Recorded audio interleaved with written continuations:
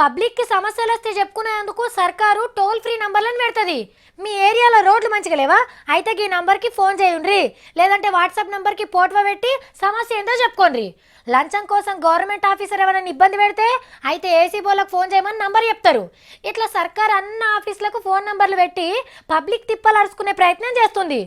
ఒక తాన కూడా గిట్లనే పెట్టిండ్రు. మరి ఆ తర్వాత ఏం జరిగిందో మీరే చూడండి. గీ అన్న తెలుసు కదా, పేరు తేజస్వి యాదవ్, బీహార్ లాలూ ప్రసాద్ తాత కొడుకు, రాష్ట్రానికి చిన్న సీఎం, అట్లనే సడక్ల మంత్రి కూడా.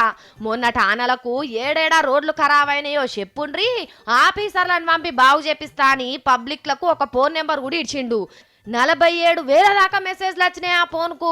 కానీ తెరిచి చూస్తే సార్కు ఫ్యూజులు అవుట్ అయినాయి. 44,000 మెసేజ్లల్లా ప్రేమ సందేశాలు, పెళ్లి సంబంధాలు పంపిర్రట. కొందరు అమ్మాయిలైతే పూర్తి వివరాలతోని మంత్రి గారికి పెళ్లి దరఖాస్తు కూడా పెట్టిర్రట. ఇక కొందరైతే అల్లుడు అని వరుసలు కూడా కలిపేసిర్రట.